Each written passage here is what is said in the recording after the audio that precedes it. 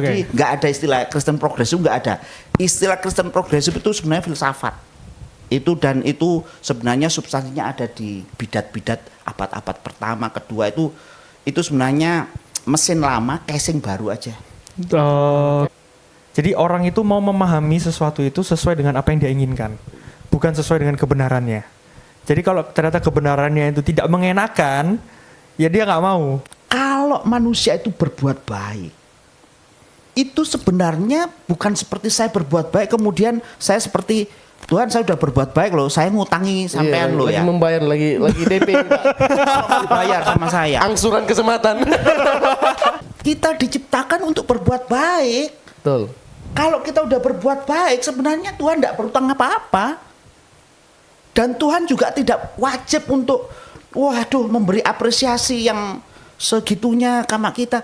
Kita diciptakan untuk memuliakan nama Tuhan, itu titik.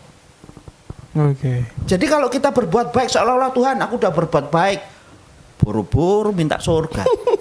Loh, bener loh. Sekarang ini ada banyak orang baik, tapi sial juga. Hello guys, welcome back to our channel Nilai Kristen. Oke, jadi kali ini kita ada kedatangan tamu ya, jadi baru. Nanti tamu kita akan memperkenalkan diri. Tapi sebelumnya seperti biasa kita akan mulai dengan doa. Gary, boleh doa Gary? Ya, mari kita satu dalam doa. Bapak kami mengucap syukur pada hari ini. Kini kami kembali lagi mau podcast. Tuhan tolong biar sebentar nanti apa yang kami diskusikan, apa yang kami bicarakan bisa menjadi berkat bagi banyak anak muda dan diberkati di dalam nama Tuhan Yesus. Haleluya, berkati narasumber. Amin. Amin. Oke, sebelum kita seperti biasa lempar pertanyaan tema hari ini ke produser kita, mungkin karena ada bintang tamu atau ada narasumber, boleh narasumbernya memperkenalkan diri, mungkin nama dan sedikit backgroundnya juga boleh diceritain. Oke, terima kasih. Kayaknya bukan bintang tamu deh. Oh iya. Salah. Bulan tamu. Bulan tamu. Bukan siapa-siapa ya. Oke, nama saya Adi. Nama saya Adi. Ya, keseharian saya mengajar di sebuah STT. Di STT. Oke. Dan terima kasih untuk undangannya. Oh ya. Ya, oke. Oke. Sama-sama, Pak. Tenang. Nanti kita kalau ngobrol enaknya dipanggil Pak Pendeta Adi gitu, nggak apa-apa? Pendeta Adi gitu atau Pak Adi atau apa? Pak Adi aja. Pak Adi aja, oke. Baik, seperti biasa, Pak Produser gimana untuk tema hari ini? Ya, tema kita hari ini seperti yang lagi sering dibahas dan lagi hot. Wow.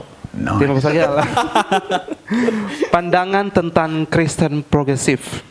Oh, kirain yang korupsi soalnya. Harusnya enggak dong, Pak. Lagi hot soalnya Kita bahas ngomongnya. aja di ranah kita ya. Iya, lagi panas-panasnya nih pada pagi hari ini nih. Pandangan tentang Kristen progresif. Pandangan tentang Kristen progresif. Silakan para host. Oke.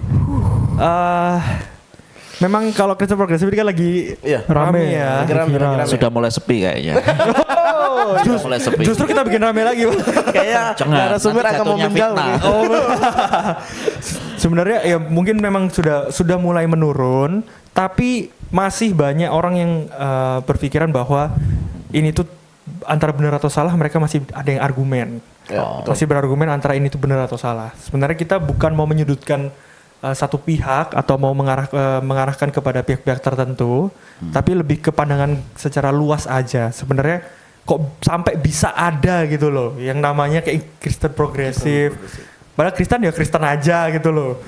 Coba gimana pandangannya menurut Pak Adi? Ya, nantinya ada Kristen progresif, Kristen aktif, Kristen pasif, Kristen apa? Nah, itu enggak kalau Kristen pasif sih kayaknya sudah ada, Pak. Itu yang tipe-tipe ada lagi kristal, Kristen Natal. ya kan? Saya mau bicara itu tadi. Misalnya Kristen pasif itu yang datang ke gereja cuma 3 kali, Paskah, tahun baru, sama Natal gitu. Lah iya. Coba gimana, Pak? Tapi kita nggak nyindir siapa-siapa ya. Oh enggak. Pengalaman saya. Tenang. Oh iya, betul. Oke deh, iya. Sebenarnya Kristen progresif ini sebenarnya kemarin lagi rame.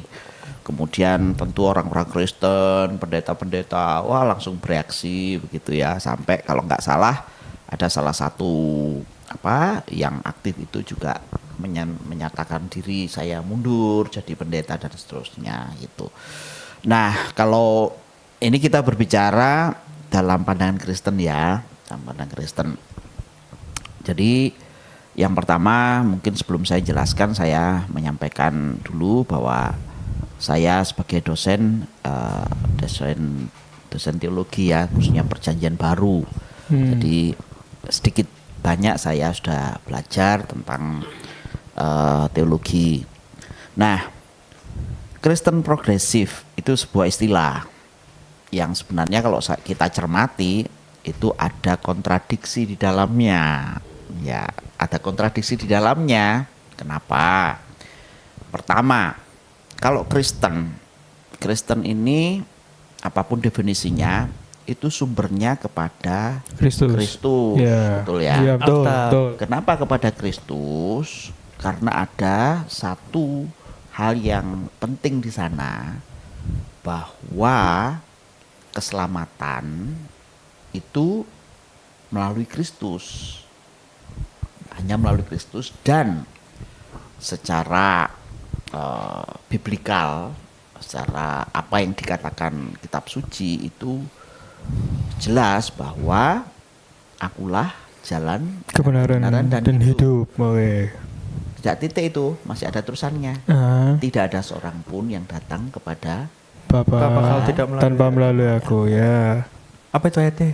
ya Yohanes 3 14 ayat 6. 14 ayat 6. Oh, iya. Nah,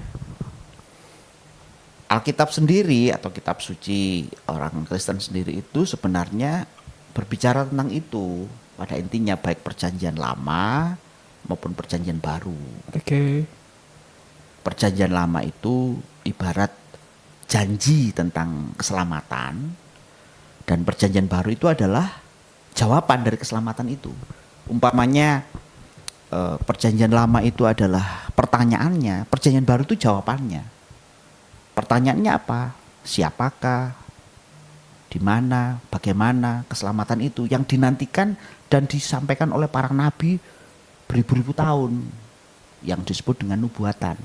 Oke. Jadi kalau kita lihat secara biblikal itu dari Kejadian, kitab kanon ya, Kejadian, Keluaran, Imamat, Bilangan sampai dengan Wahyu itu menjadi mata rantai yang terhubung satu dengan yang lain, seperti benang merah yang terhubung, yang di dalamnya itu sebenarnya berbicara tentang garis tentang kedatangan Yesus Kristus. Ya, contoh, kalau kita lihat di dalam, ini nggak apa-apa jelaskan sebelumnya ya. Nggak apa. Ya, jelaskan. Jadi kalau misalnya di dalam Kejadian itu sendiri, kalau saudara lihat, itu garis besarnya itu pertama penciptaan alam semesta, kemudian penciptaan manusia jatuh dalam dosa, kemudian langsung kejahatan yang terbesar ya, anak Adam dan Hawa itu ya, lalu kemudian ada Nuh ya, ada peristiwa Nuh, kemudian ada mengerucut lagi, ada air bah, kemudian tinggal satu keluarga itu dan punya 3 orang anak, Sem, Ham, Yafet itu. Kemudian Sem itu dilanjutkan dari keturunannya ya. Nah, kemudian ke Abram. Nah, Abram kemudian Ishak, Yakub, kemudian Israel, dan kemudian itu berlanjut. Israel diperbudakan Mesir, kemudian diselamatkan oleh Nabi Musa, kemudian Israel kemudian membentuk sebagai satu kerajaan. Kemudian di sana kerajaan-rajanya kemudian tidak taat, ada yang taat dan seterusnya, kemudian dihukum oleh Tuhan. Di situ peran nabi-nabi mulai menyampaikan firman Tuhan, peneguran dan sebagainya. Tetapi pada dasarnya itu ada semacam benang merah yang memang dimulai dari inisiatif Allah sendiri. Pada waktu manusia itu jatuh dalam dosa. Waktu manusia jatuh dalam dosa itu Tuhan sendiri yang berinisiatif. aku akan membuat permusuhan antara keturunanmu dan keturunannya. Maksudnya keturunan ular itu dan keturunan perempuan ini. Keturunan perempuan ini, keturunanmu, yaitu keturunan ular itu akan meremukkan tumitnya, dan keturunan perempuan ini akan meremukkan kepalamu. Ya, betul. Nah, ini yang disebut dengan satu simbol atau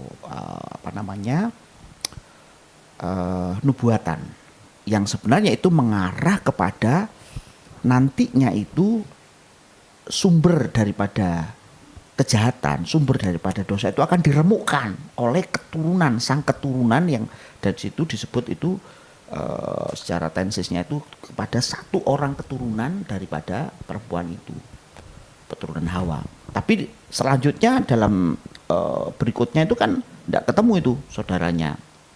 Atau siapa, apakah itu Nuh? Bukan. Apakah itu Abraham? Ternyata bukan. Apakah itu Ishak? Bukan. Terus sampai, tapi suara kenabian itu diteruskan didengungkan sampai pada akhirnya tibalah sampai di Matius pasal 1 itu, di mana inilah keturunan silsilah daripada juru selamat Yesus Kristus itu, yang di situ diuraikan itu mulai keturunan dari Abraham memperanakkan Ishak memperanakkan Yakub sampai kepada Yesus Kristus. Nah, di dalam Yesus Kristus, di dalam Injil itu mulai masuk perjanjian baru itu jelas disampaikan bahwa Yesus Kristus adalah juru selamat yang menyelamatkan umatnya dari dosa. Ya. Nah, mekanismenya itu melalui penggenapan nubuatan-nubuatan yang seperti yang dinubuatkan para nabi dulu, dengan bagaimana dia menebus dosa, bagaimana dia berkarya. Intinya bahwa Yesus Kristus itu memang menggenapi semuanya daripada seluruh nubuatan yang disampaikan oleh banyak nabi-nabi di berbagai macam waktu, dan itu digenapi dalam satu pribadi, Yesus Kristus. Dan intinya bahwa siapa yang percaya akan diselamatkan. Nah, itu sebenarnya inti daripada kekristenan.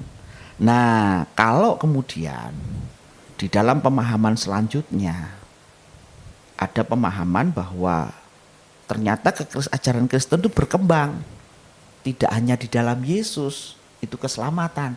Ini yang saya sebut kontradiksi. Makanya saya lihat ya Kristen progresif ini sebenarnya ya istilah yang tidak tepat, karena kekristenan sendiri itu berbicara bahwa Yesus adalah juru selamat, sedangkan Kristen progresif itu tidak menyampaikan hal itu. Itu yang pertama. Yang kedua, yang jelas memang tidak sesuai dengan ajaran ortodoksi yang sudah memang pakem di dalam kekristenan. Nah, ini kan ajaran walaupun sebenarnya baru, menurut saya ini casingnya baru, tapi intinya itu sebenarnya lama, pola-polanya itu lama.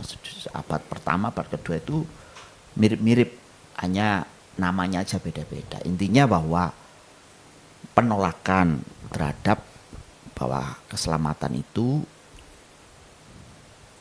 tidak hanya di dalam Yesus Kristus, itu saja. Oke. Baik, saya tadi dalam penjelasan itu saya menangkap bahwa memang ada penyampaian mereka bahwa Alkitab seringkali sendiri bahwa dia bertentangan.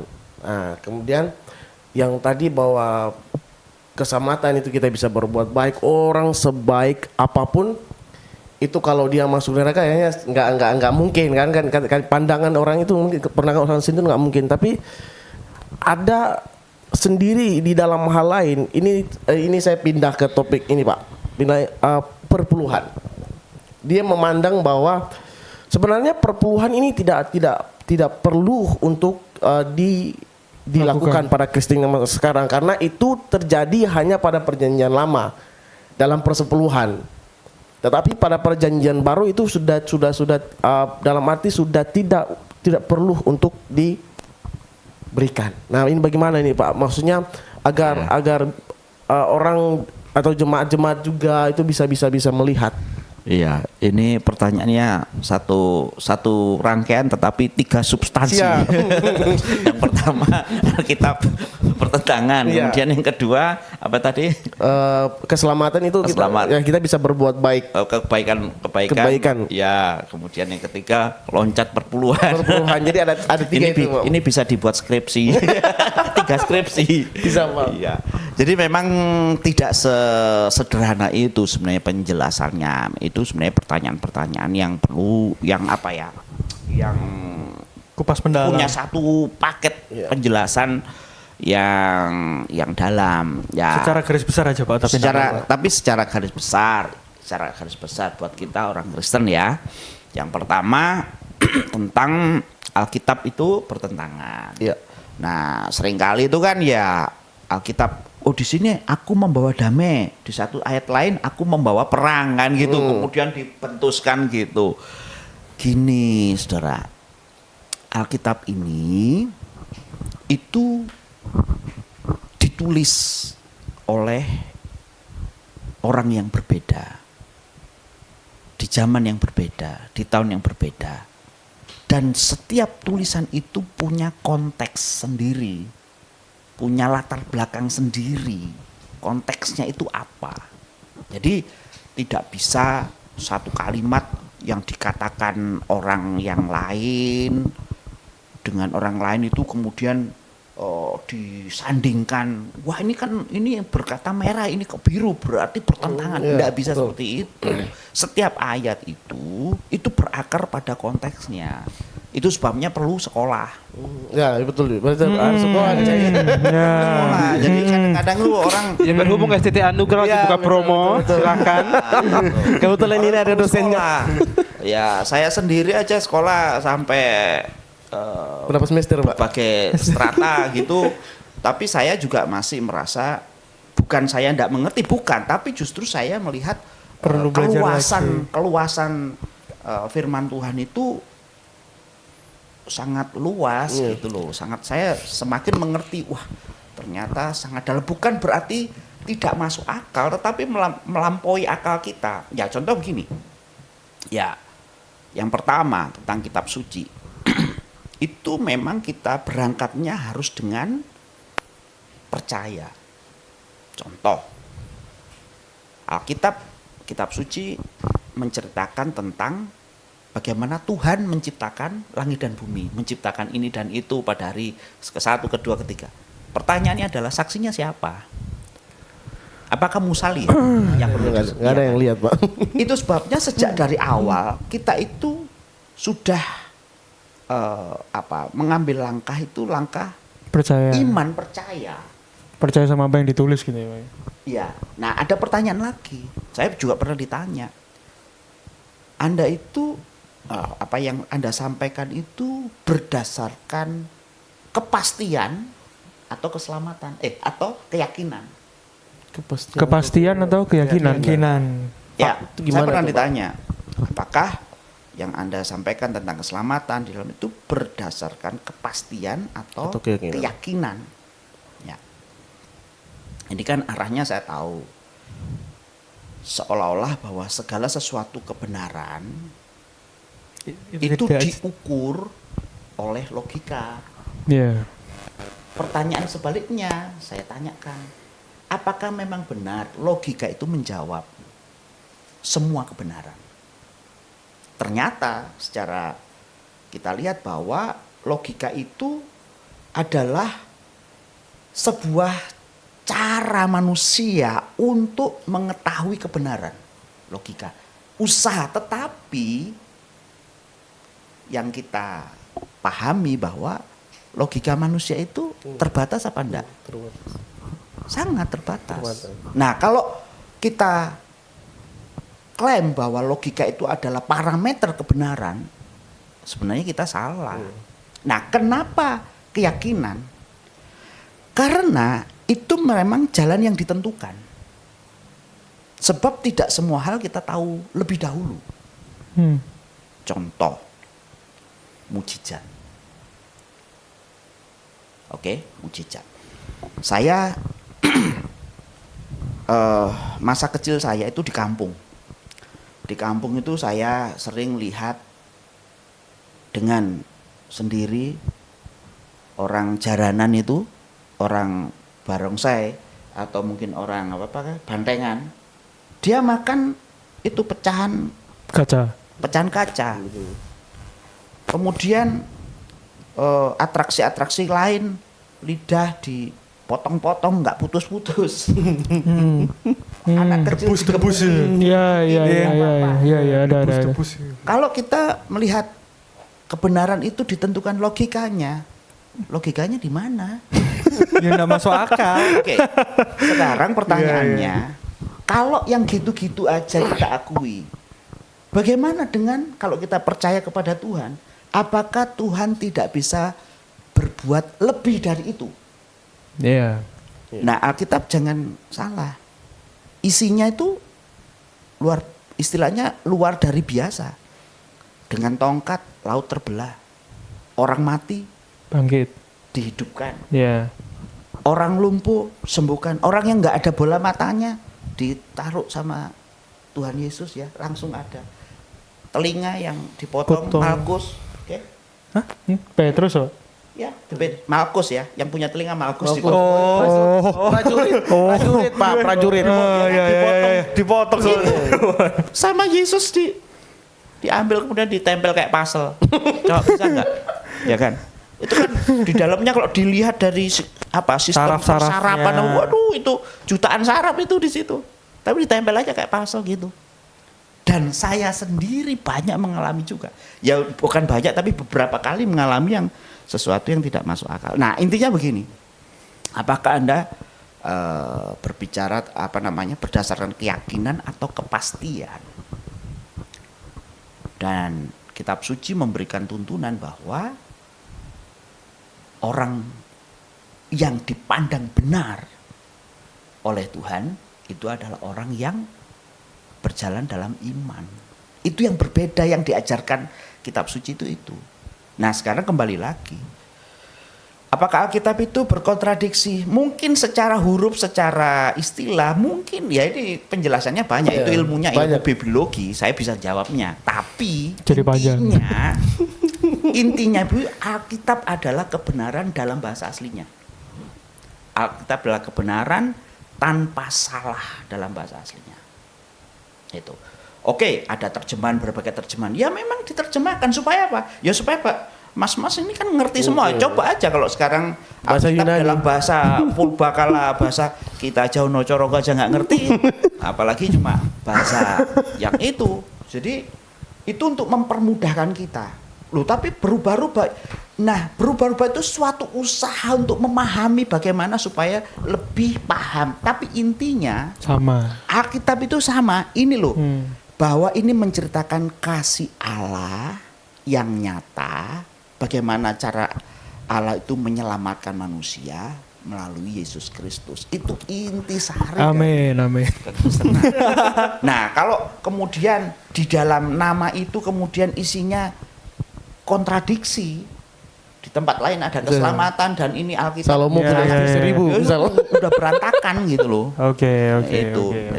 Soalnya kalau yang kemarin yang sempet paling agak rame itu kan soal yang Alkitab beda-beda gitu kan, kebahas soal Salomo, gitu. Salomo istrinya banyak, tapi kok kita cuma disuruh satu doang, iya kan?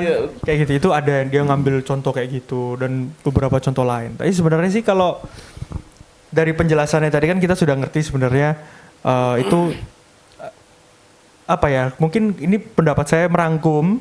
Itu orang mau didengar apa yang dia mau.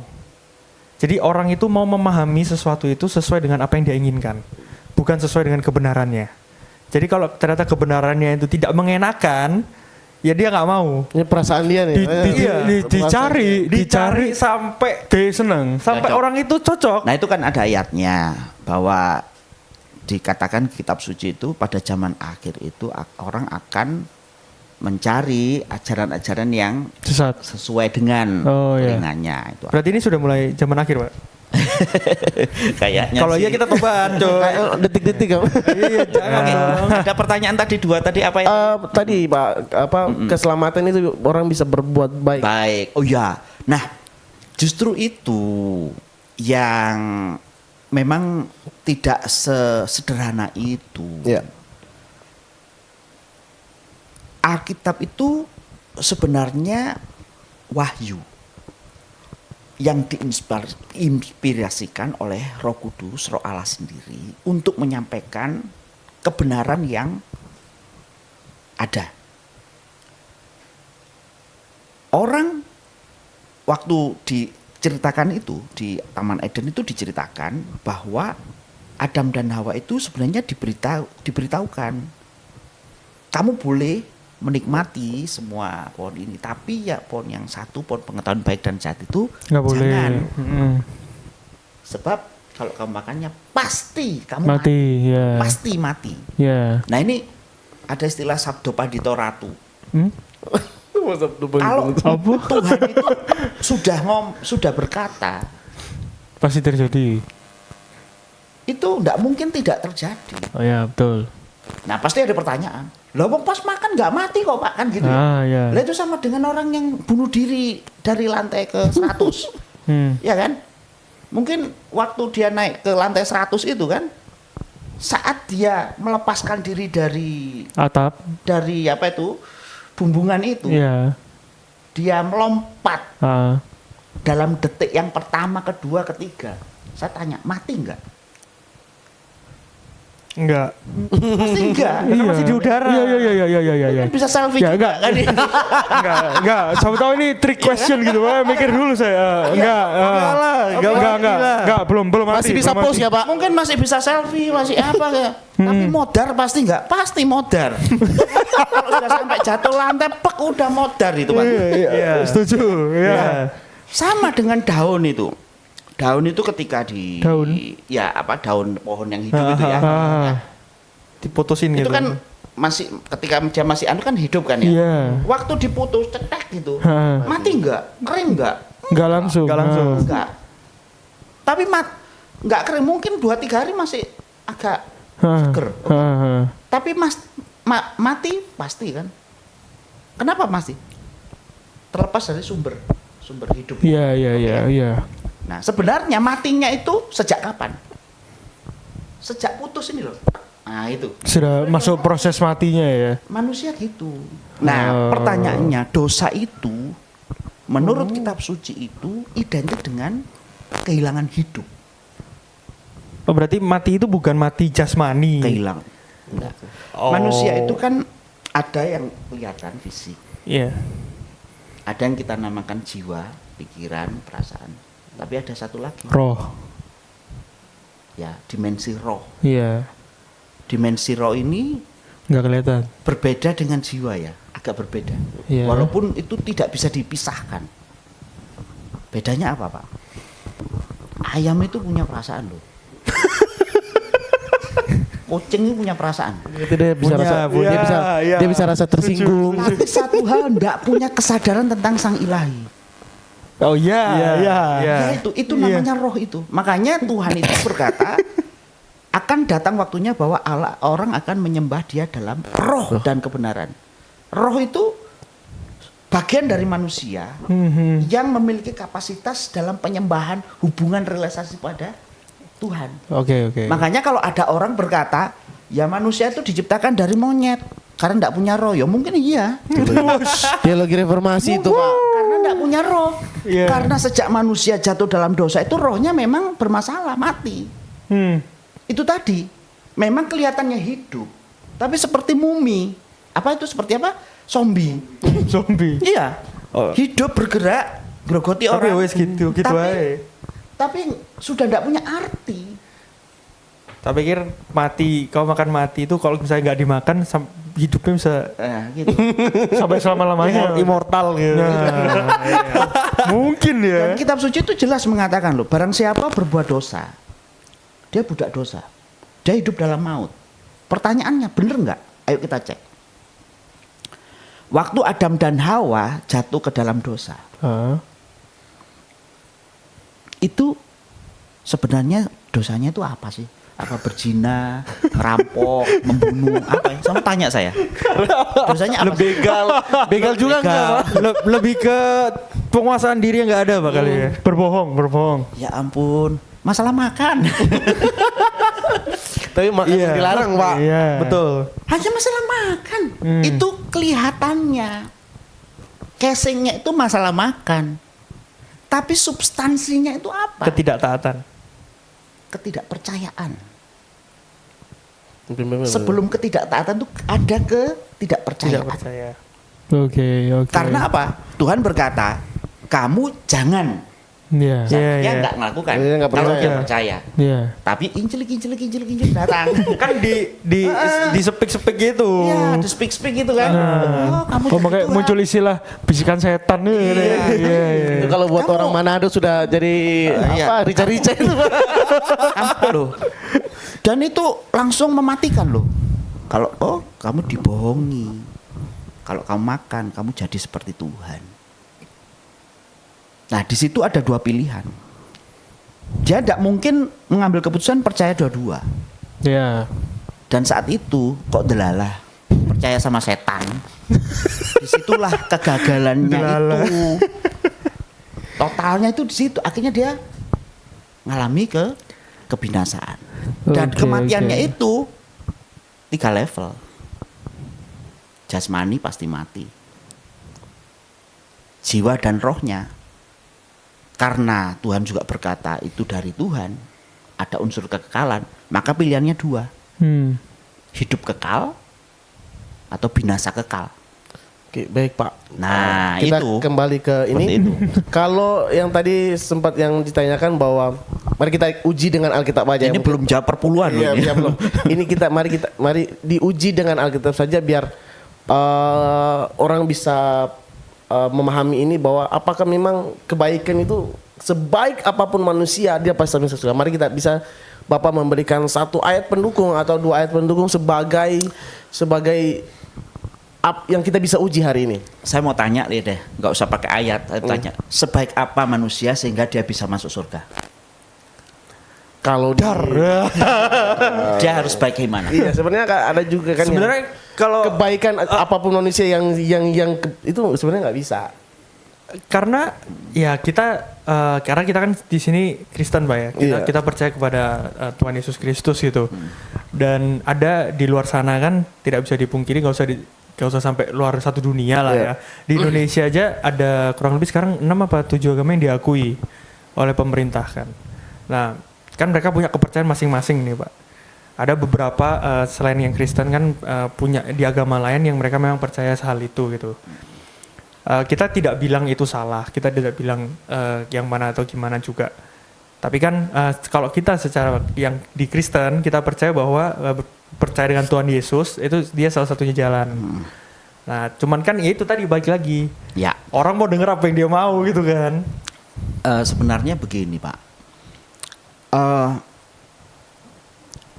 Kalau misalnya saya ini membuat setrika dan setrikanya itu sesuai dengan harapan saya karena saya penciptanya. Panas kan? Supaya panas supaya apa? Licin kan? Rapi juga, Pak. Kemudian saya ngomong sama setrika. Setrika, terima kasih banget deh sudah memberikan kebaikan buat saya. Baju-baju saya sudah licin. Mungkin ada sih orang yang kayak gitu, mungkin Anda mungkin, tapi normal nggak? Kira-kira Iya. normal nggak? Enggak juga. Nggak juga ya? Ngaku ya nggak normal ya? Iya, enggak normal juga, Pak. Ngomong sama Gini, setrika kan. Ada banyak orang yang nggak ngerti ini. Tuhan itu menciptakan manusia di dalam Wahyu itu jelas dikatakan manusia diciptakan menurut gambar dan rupa Allah. Itu Ya. lebih dari malaikat. Tetapi ujung-ujungnya manusia itu jatuh. Ya. Oke. Kalau manusia itu berbuat baik, itu sebenarnya bukan seperti saya berbuat baik kemudian saya seperti Tuhan saya udah berbuat baik loh, saya ngutangi sampean loh lagi ya. membayar lagi DP Pak. Dibayar sama saya. Angsuran kesempatan. Karena saya udah berbuat baik, Tuhan harus memberkati saya. Tuhan utang sama saya. Loh, jangan salah. Kita diciptakan untuk berbuat baik. Betul. Kalau kita udah berbuat baik, sebenarnya Tuhan tidak berutang apa-apa. Dan Tuhan juga tidak wajib untuk, memberi apresiasi yang segitunya sama kita. Kita diciptakan untuk memuliakan nama Tuhan, itu titik. Oke. Jadi kalau kita berbuat baik, seolah-olah Tuhan, aku udah berbuat baik. Buru-buru minta surga. Loh, bener loh. Sekarang ini ada banyak orang baik tapi sial juga. Baik sial berarti Pak. Ada orang buat jahat tetap jahat mujur juga. Itu bukan ukuran. Ukurannya adalah kesempurnaan bagaimana manusia yang diciptakan oleh itu menurut gambar dan rupa Allah itu sempurna. Iya. Jadi kebalik kalau manusia itu seolah-olah saya ini berbuat baik, seolah-olah Tuhan itu berhutang sama saya. Tuhan harus membalas kebaikan saya. Waduh, sorry dulu. Tapi itu bukan berarti Tuhan tidak menghargai kebaikan kita, bukan. Tapi kalau mau tanya-tanya tentang banding-banding, mau ngitung, ya nggak level dengan seimbang. Baik. Karena manusia itu kejatuhannya fatal, mati. Dan itu perlu anugerah. Tetapi karena keadilan Allah dan karena kasih Allah, karena kebenaran, disitulah Yesus Kristus hadir menggenapi untuk menyelamatkan. Dan itu diterima oleh percaya iman. Saya ulangi sedikit lagi pertanyaan saya. Anda berdasarkan kepastian atau keyakinan? Berdasarkan kepastian, logika kita tidak cukup untuk mengetahui masa depan kita. Yang bisa kita lakukan hanya percaya. Kegagalan manusia di Taman Eden itu percaya. Itu sebabnya dalam kitab suci ditawarkan ulang. Jika engkau percaya, selamat. Jika engkau tidak percaya, karmu dewe. Loh iya, itu isi daripada kitab suci. Alkitab sudah menyampaikan kasih Allah di dalam Yesus Kristus. Gak percaya, gak ngaruh dengan Tuhan. Percaya gak percaya gak ada urusan. Tapi Allah sudah berbuat sesuatu untuk manusia karena begitu besar kasih Allah akan dunia ini sehingga ia mengaruniakan anaknya yang tunggal supaya setiap orang yang percaya kepadanya tidak binasa melainkan beroleh hidup yang kekal. Saya kasih NB, kalau saya ngomong anak Allah jangan bilang Tuhan kok beranak. Saya ngomong anak kunci juga kuncinya nggak beranak, bukan itu masalahnya. Anak Allah itu artinya Tuhan yang menjadi manusia direwangi kayak ngono loh. Iya. Supaya manusia itu selamat. Kalau enggak ada jalan lain. Itu inti kekristenan. Jadi nggak ada istilah Kristen progresif, nggak ada. Istilah Kristen progresif itu sebenarnya filsafat. Itu sebenarnya substansinya ada di bidat-bidat abad-abad pertama, kedua itu sebenarnya mesin lama, casing baru aja. Tampilnya sekarang. Dan spiritnya ya bukan Kristus tapi anti Kristus. Iya. Itu aja. Oke, ya saya mau nambahin dikit ya, tentang kebenaran sama kebaikan tadi.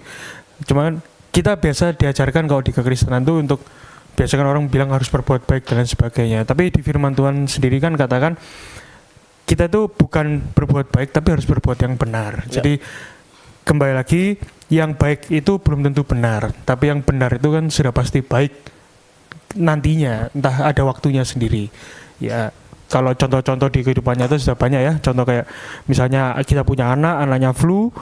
Kalau anaknya kita flu, baik kalau kita kasih es krim. Kalau misalnya anaknya minta es krim, tapi sebagai orang tua kan nggak benar. Tapi yang benar adalah tidak ngasih dia es krim, kelihatannya tidak baik, tapi suatu saat nanti anaknya itu pasti akan sembuh. Nah itu waktu sudah sembuh, otomatis kita mau kasih es krim pun lebih kondisi yang sudah lebih sehat dan lain sebagainya gitu. Oke. Ya. Berhubung ini kalau diperpanjang jadi satu episode lagi, Pak. Jadi sebenarnya begini, pertanyaan tadi itu pertanyaan untuk nulis disertasi itu. Iya. Karena apa? Satu pertanyaan itu sebenarnya itu nggak bisa hanya dijawab satu kata dua kata, tapi itu terkait dengan Nah, semua. nah iya makanya. Jadi kalau Kaget lah dengan- buat para viewers ya, buat yang nonton, kalau suka nanti komen aja. Lanjut. Kita lanjutkan tema ini, kan masih ada tadi pertanyaan yang kurang yang perpuluhan. Iya, Nah, masih itu tuh. bisa jadi satu topik lagi tuh. Nah, nanti Seri lagi lah. kalau misalnya pada suka atau terus pada interest pengen tahu, boleh komen, di-share ke teman-temannya juga semua supaya bisa sama-sama nonton, sama-sama semakin diberkati. Jadi untuk menutup podcast kita hari ini, jangan lupa guys untuk like, comment dan subscribe, di-share ke teman-teman yang banyak, follow juga Instagram, sosial media kita semua Nilai Kristen. Kita akan update podcast setiap minggu, pasti ada konten-konten baru. Dan kalau kalian merasa diberkati atau kalian suka, share ke teman-teman kalian. Oke, so thank you buat Pak Adi Sumber yang atas luar waktunya. Thank you Pak. Ya, luar biasa. Kita semua ngerasa kayak dapat berapa SKS itu tadi. Iya, dapat ilmu baru. Meskipun waktunya singkat, tapi kayak ilmunya banyak kok. Penjelasannya nggak sempurna karena memang ini kan waktunya terbatas. Teologi itu dalam sekali sebenarnya. Ya, makanya Jadi- sekolah guys. STT Anugerah Indonesia ngebuka beasiswa. Jadi kalau khotbah terus nggak sekolah tuh ya gimana gitu. Iya, oke. So thank you guys. See you on the next video. Bye bye. Bye. Berkati.